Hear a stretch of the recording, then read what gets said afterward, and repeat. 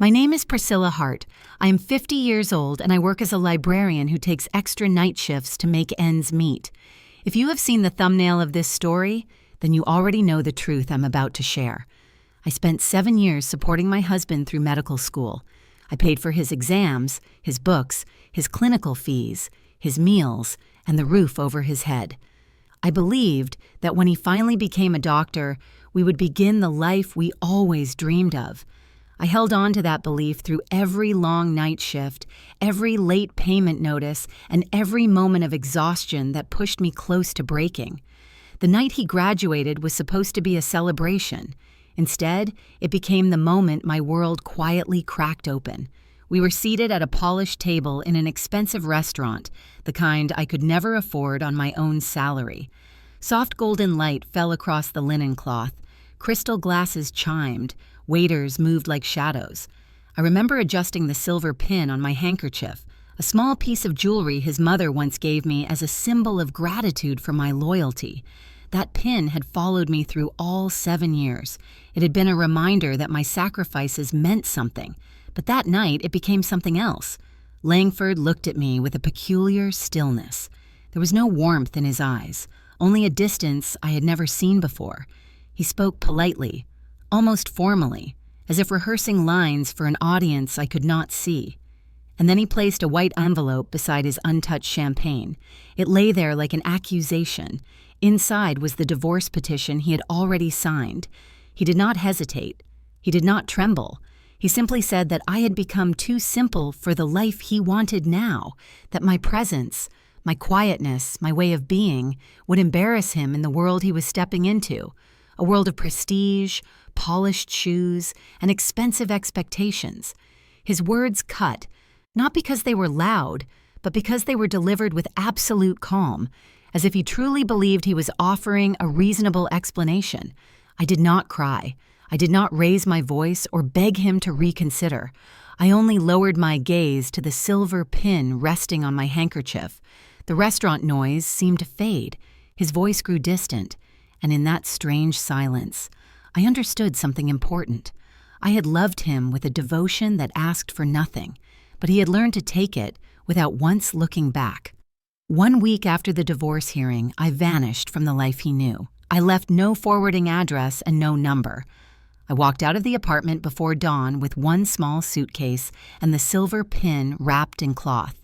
I boarded the earliest bus leaving the city and found a small town near a lake where no one knew my name.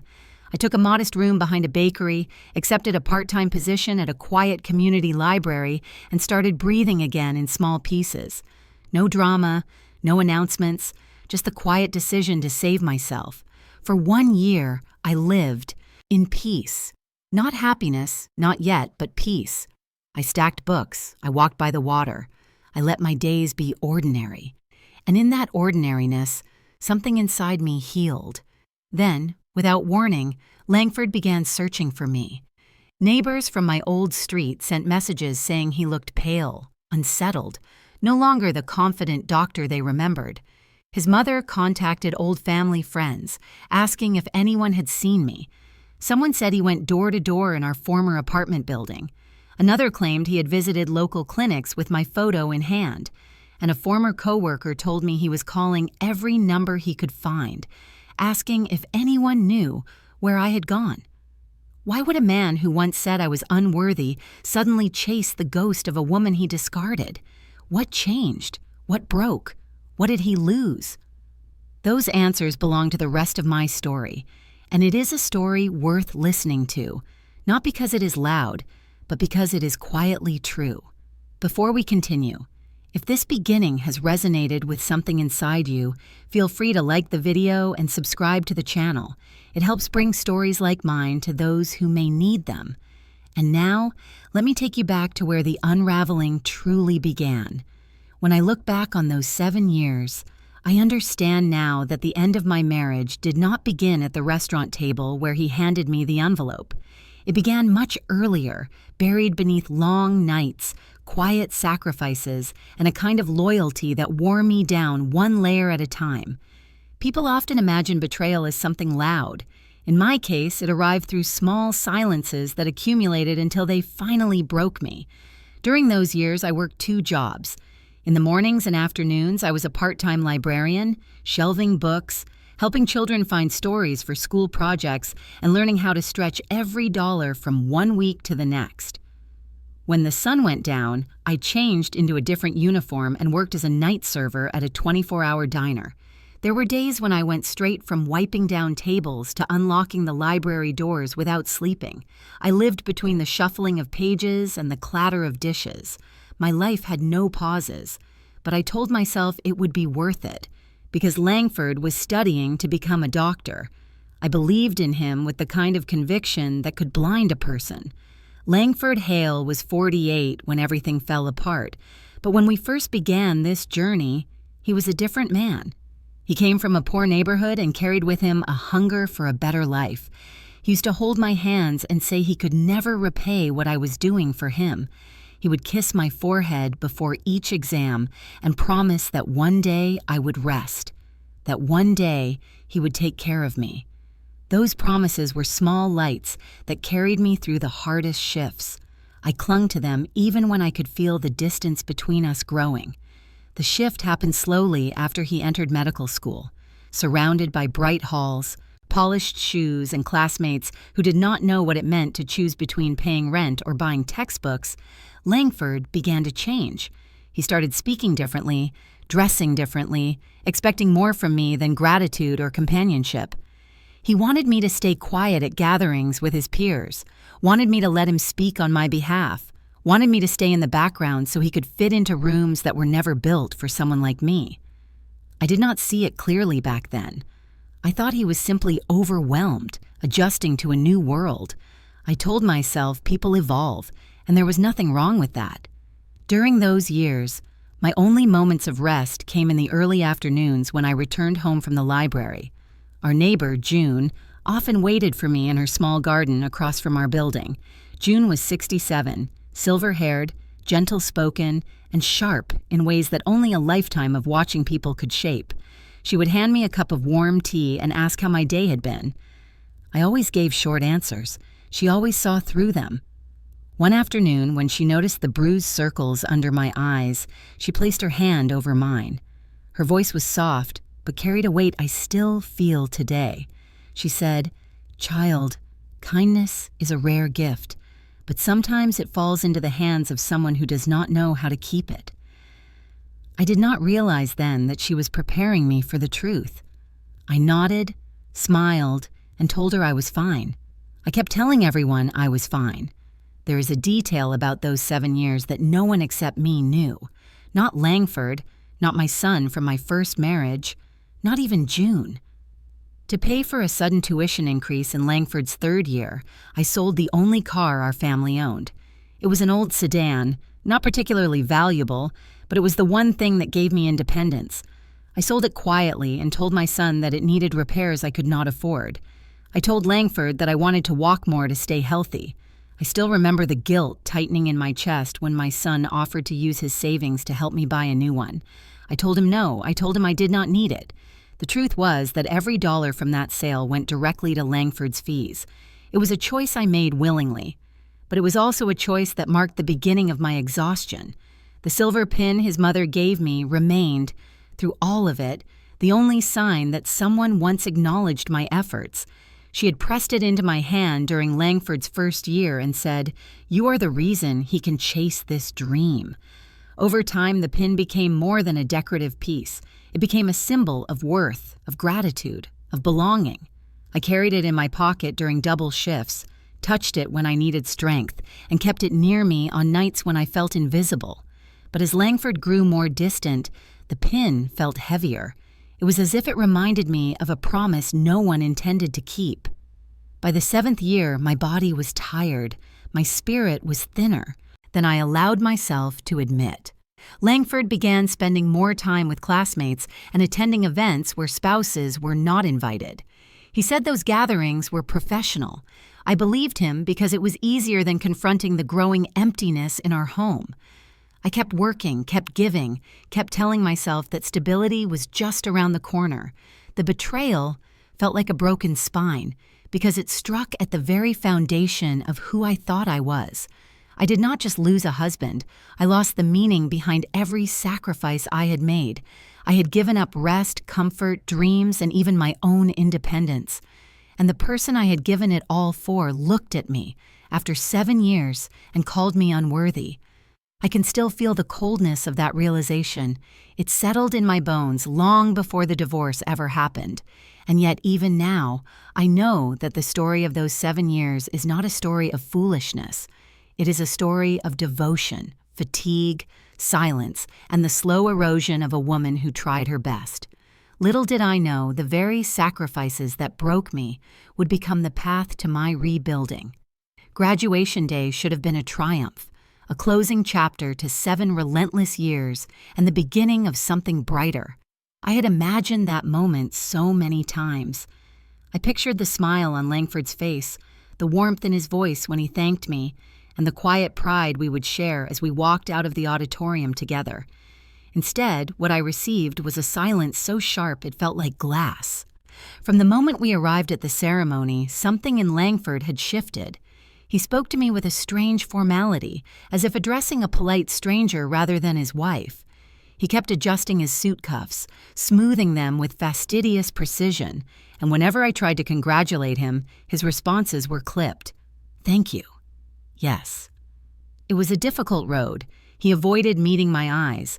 He introduced me to his classmates not as my wife Priscilla, but simply as Priscilla, said in a tone that made me sound like an acquaintance he barely remembered inviting. After the ceremony, he insisted we attend a dinner his mother had arranged. Meredith Hale arrived in a blur of pearls, tailored silk, and soft perfume. She was elegant in the way that wealth often teaches people to be polished and composed. She hugged Langford tightly, then turned to me with a smile that never reached her eyes. Her voice was gentle, but each word carried the smooth precision of a blade. "Priscilla, dear, thank you for being here. I know this environment must be a little overwhelming for you." It was the first cut, clean, deliberate, delivered with warmth so no one else could hear the sting. I smiled politely, the same way I had learned to smile at customers during difficult night shifts. "I'm happy for him," I said. Her hand rested lightly on my arm in a gesture that looked affectionate, but felt like restraint. "Of course you are. Langford has worked so hard to reach this point. The medical world is demanding. It requires a certain presentation. I'm sure you understand." She did not need to explain further. I understood too well. I was the presentation she believed did not fit. Langford remained silent beside her. His silence told me everything she did not say. At the restaurant she had chosen, the lighting was dim and golden, bathing each table in a soft glow. Crystal glasses reflected the warm color of the chandeliers. Silverware clinked in steady rhythms, a polished orchestra of wealth and ease. I took my seat across from Langford, and as he scanned the menu, he kept his posture rigid, shoulders squared, face composed. He seemed uncomfortable in my presence, as if my existence disrupted the image he wanted to project. When the waiter poured water into my glass, my hands were trembling. I pressed them together under the table, trying to steady myself. I reminded myself to breathe slowly, to stay present, to not let the sharp edges of this evening cut deeper than necessary. Halfway through the meal, Langford reached into his inner jacket pocket. He placed a white envelope beside his plate with a calmness that felt rehearsed. The moment landed like a stone dropped into still water. The ripples spread instantly through my chest. "I think we should talk," he said. I nodded, though my throat had tightened. The sound of cutlery clinking around us suddenly grew louder, scraping against my nerves. He folded his hands neatly, his expression composed. "Priscilla, I am grateful for everything you have done, truly. But the future I am stepping into requires a different kind of partnership." I stared at the envelope. I did not touch it. He continued, "Your simplicity has always been part of who you are, but it makes it difficult for me to bring you into my new world." My heart did not shatter. It clenched, quietly, like something folding in on itself. He looked relieved after saying it, as if truth had freed him, as if betrayal spoken soft was somehow less cruel. I kept my voice steady. "Is that why your mother speaks of me the way she does?" He flinched, but only slightly. "She means well. She wants what is best for my career. And I don't." He looked away. His silence was an answer. The envelope sat untouched between us. Around us, people laughed, glasses clinked, dishes slid across tables. The warmth of the lighting suddenly felt harsh, too bright, too revealing. I placed my hand on the silver pin lying on my lap. The metal felt cold despite the heat in the room. I closed my fingers around it to keep myself grounded. I did not cry. I did not raise my voice. I did not beg the way some women might in the face of such humiliation. Instead, I lifted my chin and met his gaze. If betrayal had weight, I refused to let it bend me. "Thank you," I said softly. He blinked, confused. "For what?" "For showing me exactly where I stand. I needed to hear it." My routine. Calmness unsettled him more than anger ever could. When the waiter returned to refill our glasses, I offered a faint smile. I rose from the table with quiet dignity and excused myself. I walked out without touching the envelope. I felt each step like a small act of liberation, even as pain pressed against my ribs. People who later heard this part of my story argued endlessly about why I did not react. Some said I should have thrown the envelope back at him. Others said I should have stood up for myself. But they did not understand. Sometimes the strongest thing a woman can do is refuse to perform her suffering. I left the restaurant that night knowing the fracture had already happened long before the envelope. The dinner merely revealed the break. The morning of the divorce hearing arrived colder than I expected. The sky outside the courthouse was a flat gray, the kind that drains all color from the world. As I climbed the steps, I felt the weight of 7 years settle across my shoulders like a blanket soaked in ice. Yet beneath that heaviness, something sharper lived inside me, a quiet resolve, a steadiness I had not felt in a long time. Langford stood near the entrance, dressed in a tailored suit that seemed too polished for the occasion. He glanced at me with a confidence that bordered on carelessness, as if he believed this hearing would be quick. As if he believed I would sign whatever papers he wanted, accept whatever narrative he presented, and walk away silently, like I always had. He still thought of me as the woman he could overlook. He did not know that I had been preparing for this moment for 6 months. From the day I first sensed the shift in his behavior, when the distance between us grew like a slow-moving shadow, I quietly began documenting everything. I saved receipts for every tuition payment, every medical bill, every textbook order, rent statements, electricity bills, grocery lists, even the fuel receipts from the months when I still had our car. I kept them in a plain brown folder, hidden behind rows of library archives where no one ever looked. And I was not alone. Alonzo Pike, a lawyer recommended by a former coworker, had agreed to help me long before Langford confessed his intentions. Alonzo was calm, meticulous, and patient. He never pushed me to act before I was ready. He understood the kind of quiet unraveling that happens in a marriage long before the final break. Inside the courtroom, Langford sat on one side of the table with his attorney. I sat on the other with Alonzo, the brown folder resting in my lap. When the judge entered, everyone rose. The wood-paneled room felt airless, but the stillness steadied me. Langford was the first to speak. He presented the divorce as something mutual, as if we had simply grown apart. His attorney emphasized how demanding medical school had been, and how our lives had taken different directions. They expected sympathy. They expected the judge to nod and move on. Then, it was my turn. Alonzo pushed the microphone toward me. I opened the brown folder and placed each document on the table with deliberate calm. Tuition statements, loan deferment agreements, hospital fee receipts, rent checks in my handwriting, bookstore invoices. Every line told a story of sacrifice. Every signature was a quiet testament to years of labor. The judge examined the stack. Langford shifted in his seat, discomfort tightening his posture. His attorney leaned closer to whisper something, but I kept my gaze forward. I was not there to accuse or to seek vengeance. I was there to show the truth. The judge finally looked at me. "Mrs. Hart, Are you requesting restitution for the financial contributions you made toward your husband's education? I shook my head. No, Your Honor. I am withdrawing my petition for compensation. Langford exhaled in relief, but the sound was premature. I continued speaking before he could misunderstand. I am only requesting that the divorce be finalized under 3 conditions. First, we proceed with the separation terms I have submitted. Second, neither party may pursue financial claims now or in the future. Third, once this judgment is finalized, we agree not to interfere in each other's lives again. Langford frowned. Priscilla, what is this? I met his gaze with a steadiness he had never seen from me. It is clear, and it is peaceful. His attorney began to object, but the judge silenced him with a raised hand. Mrs. Hart, are you certain you do not want reimbursement for these expenses? These records are extensive.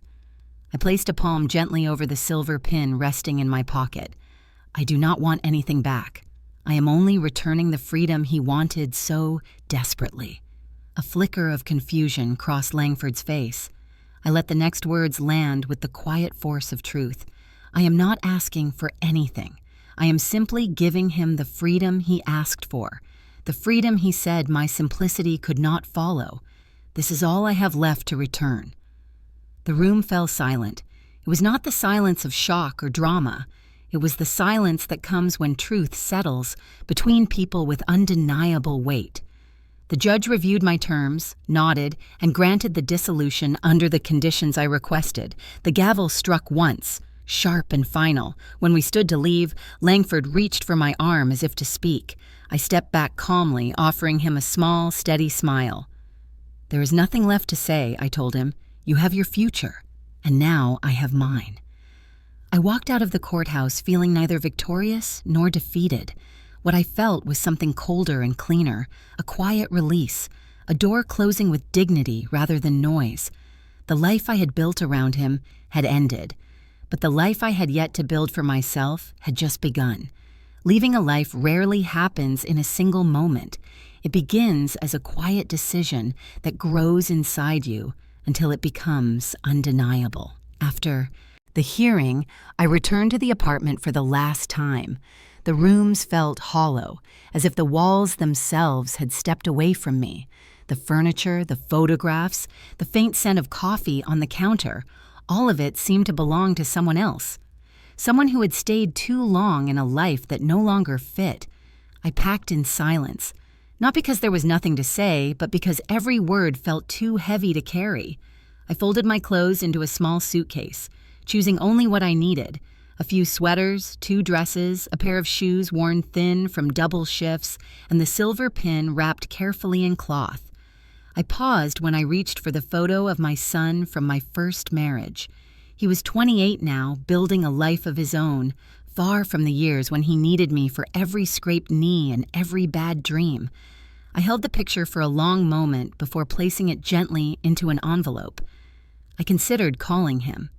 I even picked up the phone once, feeling the weight of maternal instinct press against my ribs. But something inside me knew that if I heard his voice, I would hesitate. I would explain too much, apologize too much, and stay rooted in a place where pain had already taken shape. This departure needed to be clean. So I placed the phone on the counter and turned it face down. Later, people would argue about that decision. Some said I should have told my son everything. Others believed I had the right to protect myself. The truth is far simpler. I left him out of it because I did not want my pain to become his burden. I convinced myself that giving him space was another act of love. Whether that was right or wrong, I still cannot say. Night fell fully by the time I finished packing. The streets outside were quiet, the kind of quiet that exists only after midnight, when the world exhales and sinks into stillness. I carried my suitcase down the stairs, each step echoing faintly. When I reached the front entrance, I saw June standing beneath the dim porch light. She was wrapped in her old brown cardigan, her silver hair gathered loosely behind her head. She must have heard me moving earlier, but she did not call out or knock. She simply waited, as if she knew this moment belonged to the two of us. She looked at the suitcase, then at me. Her eyes softened, but there was no surprise, only understanding. "So," she said, "you're leaving tonight." I nodded. My throat tightened, not with regret, but with the ache of goodbye. She stepped closer and placed her hand on my arm. Her touch was warm, grounding. "Go, child," she said. "Do not say farewell. Some departures do not need a declaration." Her words settled into me with a quiet finality. I leaned forward and hugged her, breathing in the faint scent of lavender she always wore. When I pulled back, she cupped my cheek gently. "You gave enough of yourself," she said. "Now give something back to your own spirit." I did not trust myself to speak. Instead, I squeezed. Her hand turned and walked away. The night air felt sharp against my skin, but it also carried a strange clarity, as if the darkness had lifted its veil and allowed me to see the road ahead without distraction. At the bus station, only a few lights remained on. The attendant barely glanced at me as I bought a one-way ticket to a small lakeside town several hours away. I chose it because its name sounded peaceful and because I needed a place where no one would look at me with pity or curiosity, a place where my past could dissolve quietly into the rhythm of an unfamiliar shore. The bus ride was long and still. I watched the highway curve into darkness, watched the silhouettes of trees blur into one another. I pressed the silver pin between my fingers. The metal was smooth and cold, grounding me in a way words never could. It reminded me of everything I had carried and everything I had decided to put down. When the sun began to rise, soft pink light spread across the lake beside the town. The water was calm, holding the sky like a quiet promise. I stepped off the bus with my suitcase in one hand, exhaustion in my bones, and a faint pulse of something new beneath it all. Not hope, not yet, but the possibility of it. I found a room above a small bakery that smelled of warm bread and cinnamon. By the afternoon, I had walked into the local community library, asked if they needed part-time help, and accepted the position before doubt could reach me. The library was modest, with rows of worn books and sunlight that fell across the carpet in gentle patterns. It was a place that did not demand anything from me except presence. I spent my first evening shelving donated novels and listening to the quiet hum of the building.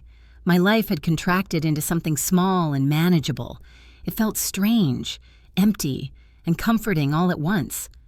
In that quiet town, by the still water, my real beginning waited patiently for me to notice it. 1 year passed quietly after I left my old life behind. In that time, the world I once inhabited grew distant, like a house seen across a lake at dusk. I no longer checked the news from my former city. I did not ask mutual acquaintances about Langford or Meredith. Yet pieces of their lives found their way to me through the thin threads of rumor that travel faster than intention. From what I heard, Langford rose quickly in his new career. Within months of finishing his residency, he became a full-time anesthesiologist at a private hospital known for its luxury services. His salary increased dramatically. He leased a new car, something sleek and silver that caught the light the way he always wanted his future to shine. He moved into a high-rise apartment with floor-to-ceiling windows and furniture chosen by an interior designer. People said he attended medical conferences, charity galas, and dinners where elegance was expected as naturally as breath. In photographs, he wore crisp suits and carried himself with the polished confidence of a man who believed he had ascended. Meredith, unsurprisingly, embraced this new reality as if she had been waiting for it. She began hosting luncheons for her circle of affluent friends. I heard stories of how she placed framed photos of Langford in his white coat at the center of her display shelves. She spoke of him with pride, describing his achievements in careful detail, presenting his success as the fulfillment of a destiny she had always imagined. Her approval became another accessory in his collection of accomplishments. Together, they built a narrative of triumph. But success, when built on fragile foundations, can shimmer like glass. Impressive from afar, vulnerable upon touch. While their world glittered, mine remained small and quiet. The lakeside town became a gentle cocoon, softening the edges of everything I carried. I settled into the rhythm of my days. Mornings began with the aroma of bread drifting from the bakery downstairs, followed by a walk along the shore where mist hovered above the water like a veil. At the library, I learned the nuances of cataloging, community programming, and administrative work. I took online courses in library management, something I had once been too busy and exhausted to pursue. And in the evenings, I sat at my small desk and worked on a research paper about literacy programs for older adults. The work grounded me. It stitched new meaning into my days. I felt invisible in the best way. Nothing was expected of me. No one needed me to carry the weight of their ambitions. I could choose the pace of my own healing. Yet invisibility also allowed space for reflection, and reflection revealed the emptiness I had been avoiding. I had spent so many years surviving that I had forgotten how to dream. It was a child who reminded me. Her name was Lily, a girl of about 9 with curious eyes and a habit of arriving at the library every Tuesday afternoon. She always chose the same seat at the back table, spreading out her pencils and worksheets like a tiny scholar preparing for a grand project. She had a laugh that cut through silence with effortless joy. Over time, we formed the kind of quiet bond that grows from shared presence rather than conversation. One afternoon, as I shelved books near her table, she surprised me with a question. She looked up from her notebook, tilted her head, and asked, "Miss Hart, what did you want to be when you were my age?" Her voice was gentle, innocent, but her question struck deeper than she could ever know. I paused, leaning against the shelf for balance. My instinct was to offer a simple answer, something vague like a teacher or writer. But the truth rose inside me with a heaviness that forced honesty. "When I was your age," I said slowly, "I wanted to work in a place filled with stories. I wanted to help people find books that made them feel seen." She frowned thoughtfully. "Then you got what you wanted. You work here." Her words hit me like a soft hammer, cracking open something I did not realize was sealed. I smiled, but it was a fragile smile, stitched with threads of memory. "Yes," I replied, "I suppose I did." She nodded with satisfaction and returned to her drawing, but I could not move. Her question lingered in the air, sinking into the fabric of the library. It reminded me of who I had been before I gave my life away in pieces, before exhaustion became my identity, before sacrifice blurred into erasure. That same evening, as the last patrons left and silence filled the aisles, I sat behind the circulation desk and let the weight of her words settle. I thought about the woman I had become. I thought about the years I spent bending myself around someone else's ambitions, and I realized something I had not allowed myself to say. Success without stability is fragile. Success built on abandonment is hollow. And success obtained through someone else's sacrifice will always carry a shadow. While Langford's world gleamed from the outside, I sensed its surface was beginning to crack. Perhaps it was intuition. Perhaps it was the quiet wisdom that comes after losing everything. But I knew, instinctively, quietly, certainly. Lives built on imbalance eventually tilt. As I closed the library for the night, locking the door with steady hands, I understood that my transformation had already begun. Not through dramatic rebirth, but through small, steady moments. Through silence, through presence, through the simple truth that I had reclaimed my own life. What I did not yet know was that the cracks in Langford's world were growing faster than anyone imagined, and soon the shimmer of his success would begin to fracture under a light he could no longer avoid. I did not witness the first signs of Langford's unraveling, but the story reached me later through fragments whispered by people who once admired him. It began quietly, in the sterile brightness of an operating room. Langford stood beside a patient, preparing to insert an intravenous line, when a small tremor ran through his right hand. It was slight, barely noticeable, but enough to make the needle hesitate for a fraction of a second. The nurse beside him glanced up, her expression puzzled. Langford cleared his throat, tightened his grip, and forced his hand to steady. The procedure continued without incident, but something had already shifted beneath his polished composure. He blamed it on caffeine, too much coffee during a rushed morning, too little sleep after a night of charting. He brushed off the tremor with a practiced smile and reassured himself that it would not happen again. But the body is a truth teller, even when the mind refuses to listen. The second incident occurred a few days later during a long shift. He was reviewing patient charts under the harsh fluorescent lights when his vision softened around the edges. The words on the screen blurred, letters dissolving into faint shadows. He blinked rapidly, trying to clear the haze, then pressed his fingers to the bridge of his nose. A headache pulsed behind his eyes. He stood up, stepped into the hallway, and took slow breaths to steady himself. Within minutes, the distortion faded, but the unease remained. He told no one. Doctors are trained to identify symptoms, to diagnose subtle changes, to intervene before conditions worsen. Yet they are also trained, sometimes unintentionally, to fear vulnerability. Vulnerability can become a stain on a reputation, a crack in the image of control. And Langford clung to control with the desperation of a man who believed his worth depended on it. The third incident forced him to confront what he had been avoiding. During an evening surgery, he felt the tremor return. This time, it was stronger. Not a fleeting quiver, but a noticeable shake that traveled from his wrist to his fingertips. As he reached for the syringe, the instrument tapped lightly against the metal tray. A sound so small yet unmistakable in the quiet room. The attending surgeon looked over sharply. Langford froze. His breath caught in his throat. For the first time in his career, he stepped back from a procedure. "I need a moment," he said. But moments are rare in operating rooms. A younger anesthesiologist stepped in without hesitation, calm and efficient. Langford watched her take over with the ease he once possessed. His pride squeezed tight in his chest. He kept his face expressionless, but inside, a seed of fear took root. Afterward, he sat in the staff lounge with his hands clasped tightly to hide the shaking. His phone buzzed. It was Meredith.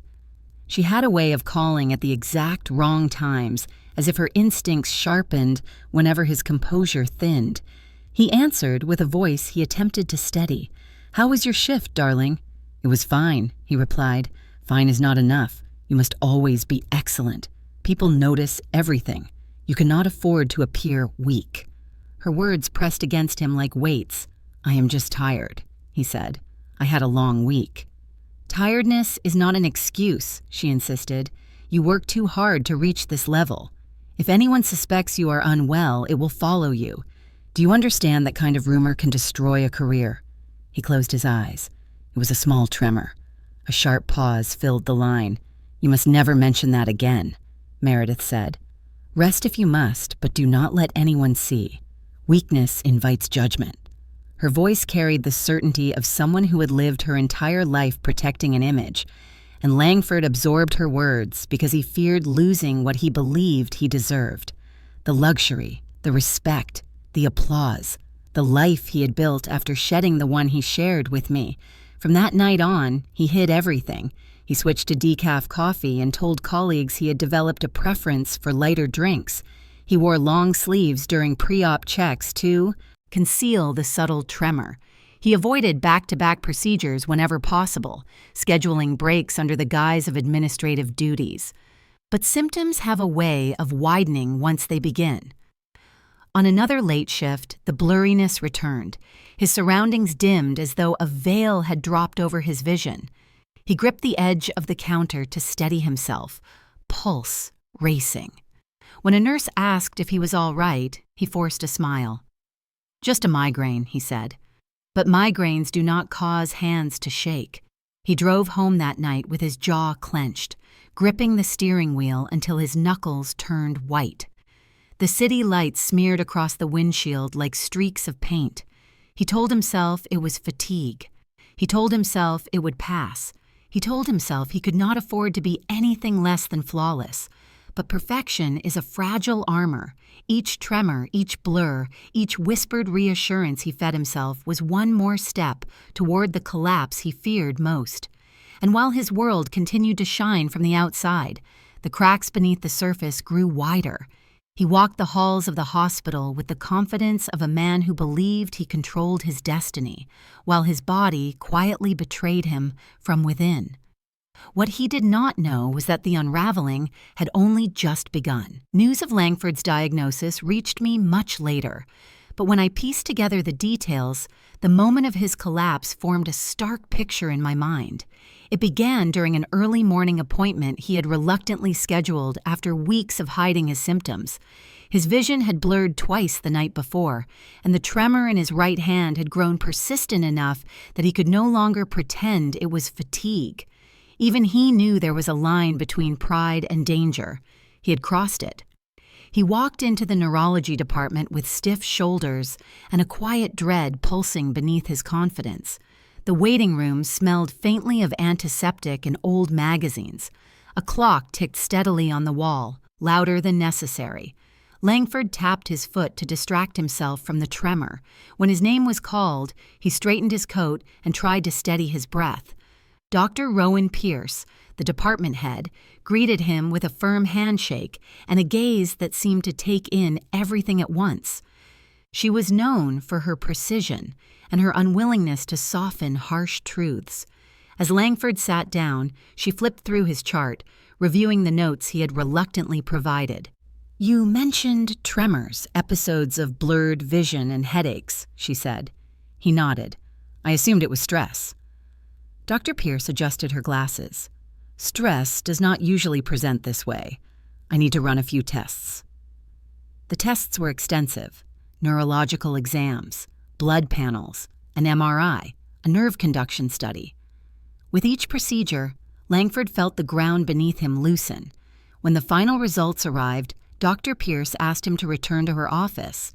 He entered the room with a sense of dread he could no longer ignore. Dr. Pierce sat across from him, her hands folded neatly, her expression steady. She did not soften the delivery. She did not wrap the truth in comforting words. "Mr. Hale," she said, "your results indicate a rare autoimmune neurological disorder. It is attacking the nerves responsible for motor control and visual stability." He blinked slowly, unsure he had heard her correctly. "You mean this is temporary, something treatable?"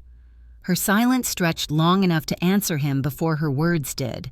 "The progression will vary from person to person," she said, "but without aggressive treatment, you are at risk of permanent tremors and significant visual impairment, possibly blindness." The floor seemed to tilt beneath him. His breath grew shallow. He stared down at his hands, watching the faint tremor ripple through his fingers like a betrayal from inside his own body. "This cannot be right," he whispered. "The tests are accurate," Dr. Pierce said gently but firmly. "You need specialized immunotherapy available only through an experimental program overseas." He swallowed hard. "What are we talking about in terms of cost?" She exhaled as if she hated delivering this part most of all. "Approximately $1.6 million. Insurance does not cover experimental treatments conducted abroad." He stared at her, numb.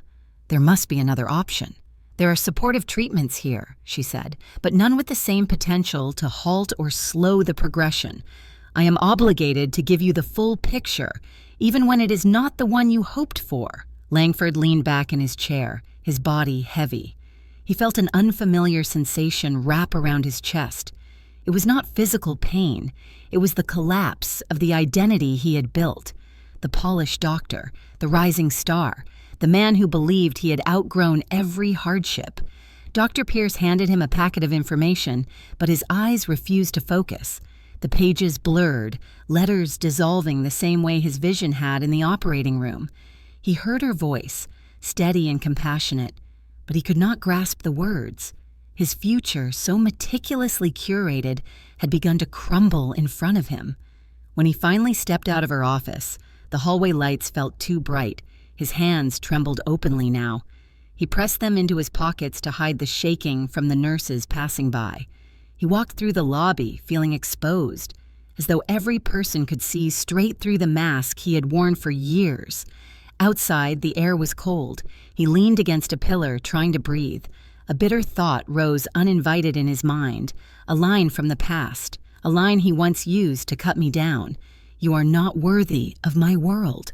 The words returned, altered by circumstance. The world he once cherished was no longer worthy of him, or perhaps it had simply turned its back. In the quiet of that moment, the irony wrapped around him like a tightening rope. He had said I did not belong in his world. Now, his world rejected him with brutal indifference. His phone buzzed. Meredith. He ignored it. For the first time in years, he had nothing to say. He walked to his car with the knowledge that his future depended on money he did not have, support he had not earned, and mercy from a life he had once taken for granted. In the space between one breath and the next, his confidence shattered, and the man who once believed he would never need anyone again realized he had no one left to call. The days following Langford's diagnosis unfolded like a tightening vice. Each sunrise seemed to bring less clarity and more pressure. He woke every morning with the same tremor, the same blurring at the edges of his sight, and the same sinking realization that the life he had built with such arrogance was slipping away faster than he could hold it together. He tried to convince himself that determination alone would solve everything, but determination does not pay medical bills. Determination does not quiet fear. The first thing he did was reach out to friends from medical school. These were people he once impressed with polished charm, people he believed admired him. He sent messages carefully crafted to hide desperation. He made calls with rehearsed steadiness. He even arranged lunches under the pretense of catching up. But the moment money entered the conversation, their enthusiasm faltered. "I'm so sorry, Langford. Things are tight right now. I wish I could help, but we just bought a house. This is more than I can take on." They shook his hand politely, offered hollow reassurances, and left with relieved smiles, grateful to escape the burden he had tried to place on them. His colleagues were no different. In the sterile break rooms and polished hallways of the hospital, he approached those he once competed with, those he once tried to impress. They listened, nodded, and expressed sympathy. But sympathy has limits, especially when the cost is $1.6 million. Some avoided him entirely once whispers of his condition began circulating. No one spoke openly, but sidelong glances and sudden pauses in conversation revealed the truth. The tremor he had tried to hide was no longer subtle. His steps were less confident, his eyes strained behind darkening circles. In a field that values precision and reliability, fear spreads faster than compassion. When asking friends and colleagues failed, he turned to Meredith. She arrived at his apartment with a designer handbag and a face lined from sleepless nights. When he told her the full cost of treatment, her expression cracked, not from concern for his health, but from terror at the collapse of their image. $1.6 million, she repeated. "That is impossible. It is the only treatment with a chance of slowing this," he said. "Insurance will cover it," she insisted. "It will not." She paced the room, her heels tapping sharply. "We cannot let people know about this. You must stay calm. I will call a few friends." But her friends had already heard. Word travels quickly among the wealthy, especially when adversity threatens the illusion of perfection. Invitations dried up, messages went unanswered. Women she once hosted for luncheons stopped returning her calls. At her next social gathering, she was met with uneasy smiles and forced politeness. Someone made a cutting remark about families who expand beyond their means, and the group laughed softly. Meredith left early, her pride wounded. When she visited Langford again, her frustration boiled over. "This would never have happened if she had stayed," she said sharply. "Priscilla left you when you needed her most." Langford stiffened. She did not know. She should have known. Wives sense these things. She was careless, selfish even. Her words struck at the fragile guilt growing inside him. For years he had pushed away the memory of what he did to me. Now the weight of it began to crush him. But rather than defend me, he sank into silence. He did not admit that I had given him 7 years of my life. He did not admit that I had already carried burdens no one else saw. Shame silenced him before truth could form. Financial strain mounted quickly. Bills gathered on his kitchen table, hospital co-pays, diagnostic fees, medication costs, rent. Credit card statements began arriving in stacks, each one reflecting the widening gap between his income and the debt required to save his sight. He opened them slowly, heart pounding, hands trembling harder than before. The numbers blurred until all he could see was red. At night he lay awake staring at the ceiling, pulse racing with dread. Sleep slipped away from him, and when it came, it brought only nightmares. He replayed Dr. Pierce's words over and over, the diagnosis echoing through the edges of his consciousness. One evening, while searching for old documents to support a bank loan, he opened a cardboard box he had not touched since I left. Inside were scraps of our life, a cookbook with notes in my handwriting, a scarf I had forgotten in the back of our closet, a stack of envelopes containing receipts I once kept for his schooling, and buried beneath them lay the silver pin, the one his mother had given me long ago, the one I kept through every long night shift. He lifted it slowly, as if it might break under the weight of memory. The metal glinted in the dim light of his living room. For the first time, guilt struck him with force. Not regret for losing my help, but regret for who he had been, for what he had taken, for the years he never acknowledged. A tremor passed through his hand, the pin trembling between his fingers. His world was collapsing, and the one person who had once held it together had slipped beyond reach. In that moment, he understood something he had never allowed himself to believe. He had built a life on the illusion that he needed no one. Now, with every door closing, he realized he had never been more alone. I learned later that the search for me began not out of longing, but out of necessity. Langford's world was collapsing faster than he could hold on, and desperation has a way of stripping a person down to truth. For the first time in his life, he had to face the weight of his choices without the buffer of pride. And when he looked around, there was no one left who would carry that weight for him. He started by calling old neighbors from our former apartment building. People who once waved politely at him in hallways now answered the phone with caution. A few offered brief sympathy when he explained that he needed to reach me, but none of them knew where I had gone. I had slipped away quietly, leaving no forwarding address, no trail to follow. He contacted former coworkers of mine, people I once shared shifts with at the library. Most hadn't seen me in months. Some didn't even remember my last day of work. He left message after message, each one revealing a little more of the fear he tried to hide.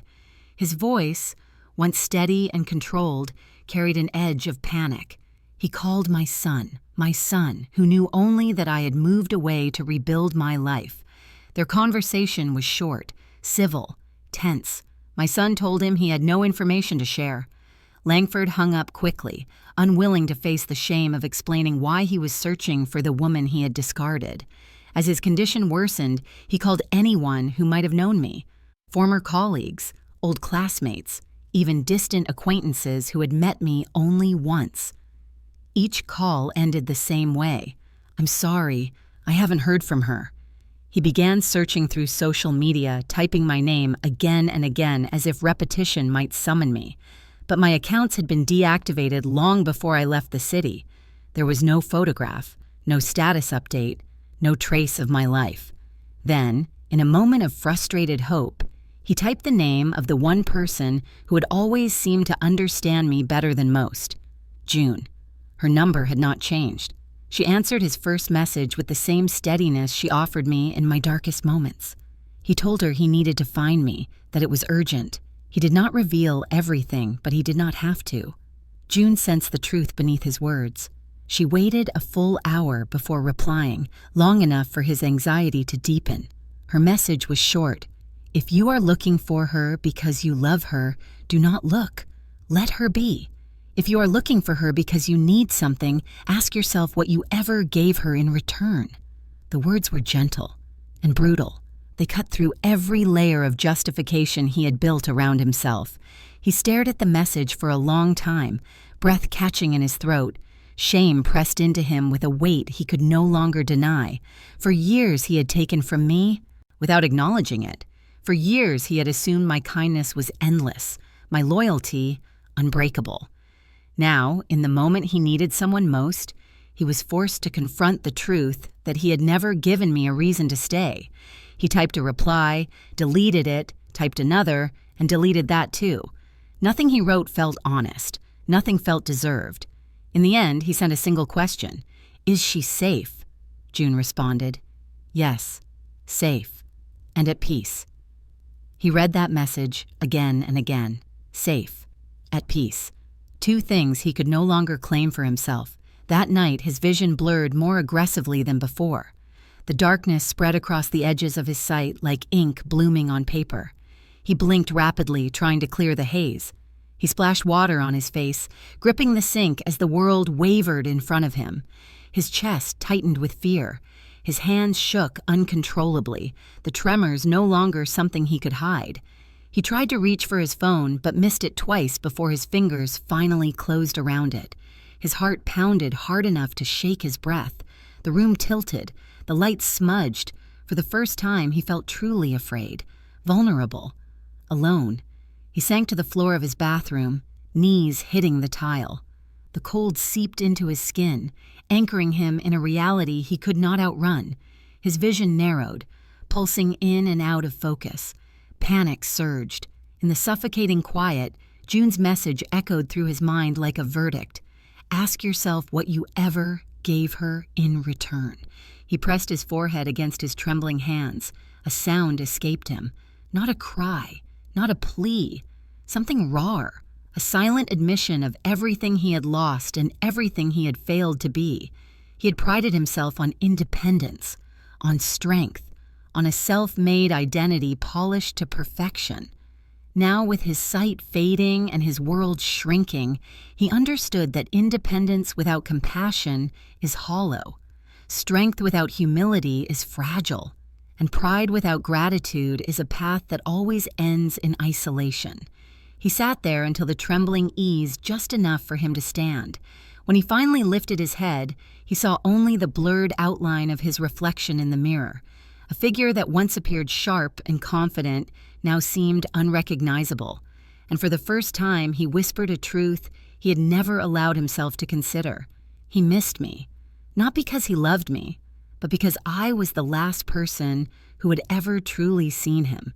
I learned about our reunion only in hindsight, yet when I revisit it in my memory, the scene unfolds with the stillness of a held breath. Langford arrived in the small lakeside town on a late afternoon when the sun slanted through the trees, turning the sidewalks gold. He carried the weight of exhaustion on his shoulders, moving with the stiff caution of someone whose body no longer served him the way it once did. His vision blurred once as he walked, forcing him to pause, steady himself, and continue forward. The library, my quiet refuge, stood at the end of the street. Its brick exterior held years of stories and soft echoes. Inside, the late light filtered through tall windows and pooled across the carpet in warm patterns. I was shelving donated books when the door opened. The bell above it gave a gentle ring. I glanced up and froze. Langford stood in the doorway, thinner than before, older than the last time I saw him, and holding an envelope with trembling fingers. For a moment, neither of us moved. Dust floated through the air between us like tiny suspended stars. My hand rested on the spine of a book, and I felt my breath settle into something quiet and steady. I let the silence expand. It was not a silence of bitterness. It was a silence of truth. He stepped forward, slow and careful. His eyes strained to adjust to the light, and he blinked repeatedly, trying to focus. "Priscilla," he said, his voice catching. "I need to speak with you, please." I did not answer immediately. Instead, I returned the book to the shelf and turned fully toward him. The overhead light caught the threads of silver in my hair, and for the first time, I did not feel the need to hide the years that shaped me. I noticed the tremor in his right hand, the heaviness in his gaze, the fear edging his posture. He swallowed hard. I did not know where else to go. He paused, breath unsteady. I am running out of time. And I am running out of options. His words hovered between us, fragile and stripped of everything that once made him proud. He looked down at the envelope he carried. "Dr. Pierce told me what I'm facing. I cannot afford the treatment. Everything is falling apart." His voice cracked softly. I came because I hoped you could help me, at least tell me what to do." There was a time when those words would have pierced me deeply, but standing there I felt something different. Not anger, not triumph, something steadier, something shaped by a year of breathing freely. I stepped closer, offering a calm I had earned through pain. "I hear you," I said, "and I am listening." He lifted his gaze to mine, searching for reproach, finding none. Tears gathered at the edges of his vision, blurring the room. "I was wrong," he whispered. "About everything. About you. About what mattered." His apology hung in the air, sincere yet unbearably late. I gestured for him to follow me to the small reading table near the back. The room was quiet except for the soft hum of the heater. Langford lowered himself into a chair, his hands clasped tightly to stop the shaking. I sat across from him and placed a pen and a blank form on the table. "I cannot give you money," I said gently.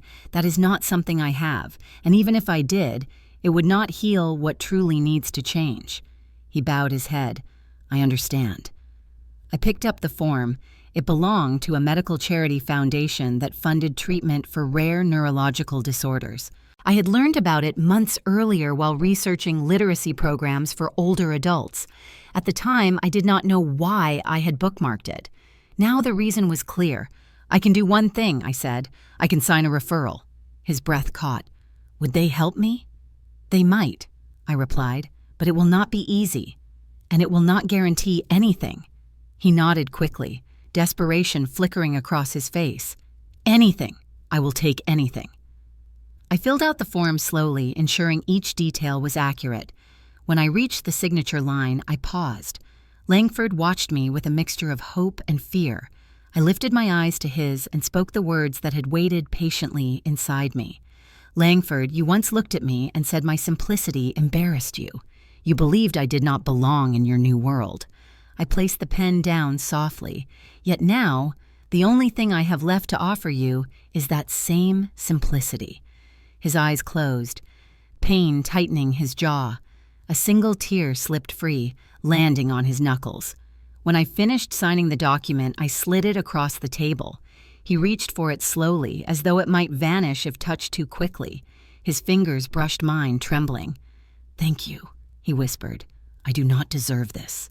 "Perhaps not," I said, my voice calm. "But mercy does not wait for worthiness. It waits for awakening." He lowered his head, overcome. I stood, signaling that our conversation had reached its natural end. "Take the form to the address listed. They will tell you what to do next." He rose shakily, clutching the referral like a lifeline. "Will I see you again?" I offered a small, steady smile. "Your path is yours. Mine is here." He nodded, turning toward the door. The fading light framed him as he stepped outside, shoulders bowed under the weight of consequences he could no longer escape. And I remained among the shelves, surrounded by quiet stories, knowing that this was the most honest ending our past could ever receive.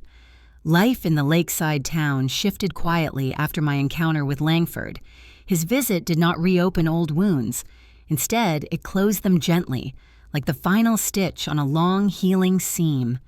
I returned to the rhythm of my days with a steadier breath, feeling as though something inside me had been set down after years of carrying its weight. The world around me seemed softer. The air tasted cleaner. The silence of the library no longer echoed with shadows of who I had been. It welcomed who I was becoming. A few weeks after our meeting, the head librarian, Mrs. Collins, approached me during our morning inventory. She was a woman with kind eyes and a voice that carried sincerity like a warm blanket. That morning, she watched me organize a new shipment of books, observing quietly before she spoke. "Priscilla," she said, "may I have a word with you in my office?" I followed her, unsure of what awaited me. When we sat down, she folded her hands on the desk and offered a small smile. "You have been a gift to this place," she said. "Your presence calms the room. Your attention to detail keeps this library alive. And your way with patrons, especially our older women, is something rare." I felt heat rise in my cheeks. Compliments had always been difficult for me to receive. Years of living in someone else's shadow had taught me to minimize my worth. Now, hearing her words, I felt something open gently inside me. She continued, "I will be retiring at the end of the summer. The board will need a new manager. I have given them my recommendation." She paused to let her words settle. "I believe you are the one for the job." I sat still, unable to speak for several seconds. The moment felt unreal, as if I were watching it through the soft haze of a dream. "Are you sure?" I finally whispered. She smiled at the emotion in my voice. "More than sure. You carry this space with dignity. You would lead it with heart." For years, I had poured myself into supporting someone else's ambitions. Now, someone saw potential in me, not in my sacrifices, not in my endurance, in me. I accepted the offer with a nod that trembled only slightly. Mrs. Collins reached for my hand and squeezed it. "This town is lucky to have you," she said. The following weeks unfolded in warm, comforting layers. The board approved my promotion, and with it came new responsibilities. I spent afternoons learning administrative systems, drafting program outlines, and meeting with community leaders who wanted to revitalize the library's presence. Each task felt like a step toward reclaiming a part of myself I had long forgotten. One initiative in particular touched me deeply. The town had a growing population of older women who felt isolated, many widowed or living alone. Mrs. Collins suggested I take charge of designing a reading program specifically for them. The idea resonated immediately. I knew what loneliness felt like. I knew how stories could reach a wounded heart when nothing else could. I designed weekly gatherings centered around memoirs, poetry, and novels written by women who had rebuilt their lives after loss. Themes of resilience, reinvention, and quiet strength guided every selection. The project became a vessel for my own healing. It allowed me to turn my wounds into something useful, something that could carry others toward their own renewal. One Saturday morning, as I arranged chairs for our first meeting, I heard the door open. Light footsteps followed. When I looked up, my breath caught. June. She stood in the entrance of the library wearing her familiar brown cardigan, her silver hair swept neatly back. Her eyes found mine with recognition and warmth that cut straight through me. I hurried toward her, a smile rising with the force of memory. "How did you find me?" I asked softly. She tapped her temple. "A woman knows where another woman goes when she needs to breathe." We sat together as sunlight streamed across the room. She held my hands and examined me as though making sure I had truly healed. "You look different," she said. "I feel different," I replied. She nodded. "You are lighter." I exhaled, realizing she was right. I told her about my new role, the reading program, the sense of purpose I had begun to build. She listened with quiet pride. After a long pause, she asked, "And how do you feel about the road that brought you here?" I looked around the library at the shelves filled with stories, at the windows that framed the lake in soft blues and greens. Then I answered with a truth that had finally settled in my bones. I learned that disappearing is not an escape. I placed a hand over my heart. It is a way of finding my way back to myself. June smiled, her eyes shining. "You found more than that," she said. "You found a life that fits." For the first time in years, I believed her. The chapter of my past had closed, not with anger or triumph, but with quiet restoration. And in the stillness of the library, surrounded by women ready to heal alongside me, I felt the full warmth of belonging. The kind of belonging I had once given away. Now it was mine again. The weeks after June's visit passed with a soft steadiness that felt almost sacred. My days unfolded in warm, familiar rhythms. Mornings at the bakery downstairs, afternoons filled with program planning, evenings spent among books and quiet voices of women who were learning to trust themselves again. It was a life shaped not by sacrifice, but by intention, a life that belonged fully to me. I had not thought about Langford for some time, not out of anger or avoidance, but because the space he once occupied inside me had quietly emptied. Healing does not always announce itself. Sometimes it simply arrives, replacing old weight with new breath. One evening, as I was closing the library, the computer chimed with an incoming email. The subject line displayed a name I had once written on countless forms and whispered in countless prayers. Seeing it again sent a faint ripple through me. Not pain, not longing, just recognition. I opened it slowly. "Priscilla, I hope this message reaches you. I wanted to tell you that the Foundation accepted my application. They approved the treatment and I have completed the first phase overseas. The tremors have decreased. My vision has improved more than the doctors expected. I am grateful. I have spent many nights thinking about what I did to you, about the years you carried me and the way I repaid that kindness. I understand now that I was not worthy of your generosity. I see that clearly. I do not expect forgiveness. I do not expect anything. I only needed to say, thank you, Langford." I read the message twice, letting each sentence settle. His words were simple, stripped of pride, stripped of the polished confidence he once wore like armor. They carried no request, no manipulation, no expectation, just a recognition long overdue. For a moment, I rested my hand on the desk, feeling the quiet pulse of my own heartbeat. Then I leaned back in my chair and closed my eyes. The library hummed softly around me, the familiar scent of old pages rising into the air like a memory of every life I had lived. I did not feel satisfied, or triumph, or vindication. What I felt was released. The version of me who once needed that apology no longer existed. The woman reading it now had outgrown the weight of needing closure from someone else. I had created my own closure long before his email arrived. When I opened my eyes again, I moved the cursor to the corner of the screen. I hovered for a moment, not out of hesitation, but out of gratitude to the past for bringing me here. Then I closed the email without replying.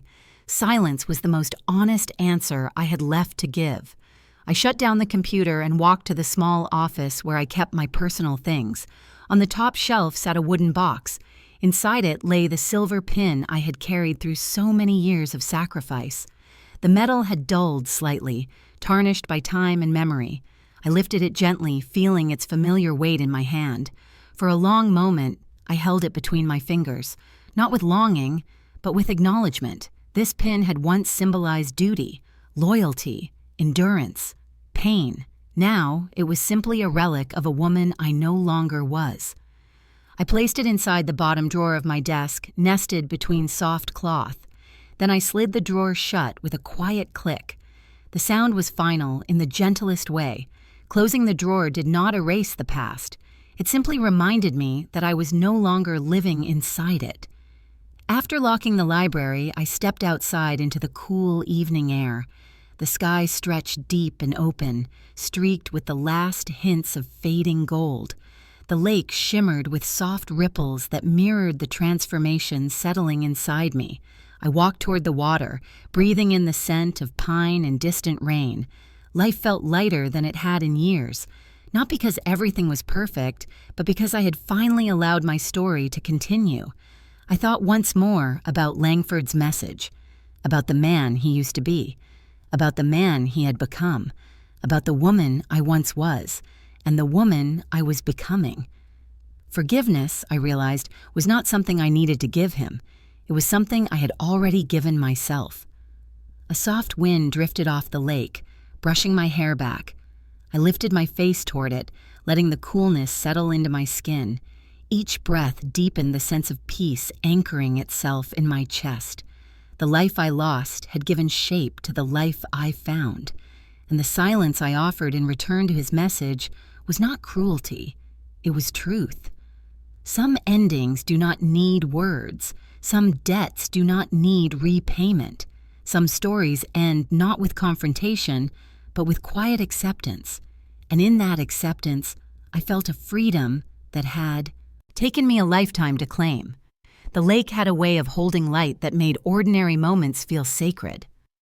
On quiet evenings, when the wind softened and the surface of the water smoothed into glass, I often walked to the wooden bench near the pier and sat there until dusk folded itself gently across the horizon. It had become my ritual, a way to anchor myself after long days at the library, a way to remember the road I had walked, to reach this peace. One evening, not long after I placed the silver pin in the drawer for good, I found myself drawn more strongly than usual to the stillness of the shoreline. I brought a cup of warm tea with me and settled onto the bench, pulling my sweater close around my shoulders. The sky was streaked with fading pinks and soft purples, the colors reflected on the lake like brushstrokes. Birds skimmed the surface before returning to their nests. Everything felt calm in a way that did not ask for anything. As the light dimmed, I let the memories drift toward me, not as burdens but as gentle echoes. The years of sacrifice, the long shifts, the collapse of a life I thought was permanent, the slow rebuilding of a life I never expected, the reunion with Langford, the quiet of my choices. Every moment had led me to this bench by the water where I could breathe without feeling the weight of someone else's expectations. I thought about the woman I had been when I first arrived in this town, tired, uncertain, stripped down to the faintest thread of hope. I had believed that disappearing was an ending. Now I knew it had been a beginning. Each small step I took in this place had gathered into something whole, something steady, something of mine. For a long time, I sat in silence, letting the evening settle around me. Then, almost without meaning to, I began to speak, not to anyone in particular, but to the truth sitting quietly beside me. "I never rose again through noise," I murmured. "I rose through silence." The words surprised me, yet they felt right. My life had not been rebuilt through dramatic declarations or sweeping decisions. It had been rebuilt through the small acts of choosing myself, through mornings of warm bread, through afternoons among the shelves, through evenings of soft light and deeper breath, through learning to place my happiness at the center rather than at the edge of someone else's world. The lake shimmered as a breeze passed across it. I traced the rim of my cup with my thumb and allowed myself to acknowledge something I had not said aloud before. I am still here, and I am still worthy. The realization did not crash into me. It settled gently, like petals drifting onto open water. Worthiness had once felt like a fragile thing, something that could be destroyed by another person's judgment. Now it felt like the solid ground beneath my feet, something that belonged to me, unshaken by past shadows. My story had not been one of revenge or retribution. It had been one of reclamation, and in that reclamation, I discovered the parts of myself I had lost along the way. Strength that was never loud, resilience that did not need to be seen, peace that did not require permission. As the sky shifted toward deeper blue, I leaned back and let the final echo of my journey rise to the surface. Sometimes loss is life's way of reminding us that we still have value. The words came softly, carrying the weight of everything I had lived through. They did not feel like a lesson. They felt like a truth I had earned. I let the sentence linger in the air, dissolving slowly into the quiet. The lake held it gently, as if storing the memory for me. Behind me, the library lights flickered on, casting a warm glow on the path. Soon, I would return inside, finish preparing for the next reading session, and lock up for the night. Women would gather tomorrow morning to share stories of their own. Some would cry, some would laugh. All would heal in their own way, and I would sit among them, no longer as someone who carried wounds silently, but as someone who had learned that healing is not the result of forgetting pain, but of giving it a new place to rest. I took one last sip of tea and stood slowly from the bench. The pier creaked softly under my steps. The air smelled faintly of pine and cooling earth. My heart felt light, not because everything was perfect, but because I had allowed myself to embrace imperfection with grace. As I walked back toward the library, I thought about the people who would hear this story one day, people standing at their own crossroads, carrying silent hurts they do not know how to release, people who might need to hear that gentle reminder of worth. So if you are listening now and you have felt any part of my journey settle into your heart, I want to speak directly to you. If you have ever survived a quiet breaking, if you have ever rebuilt yourself slowly without applause, if you have ever wondered whether your story still matters, leave a comment below. Share what you have lived.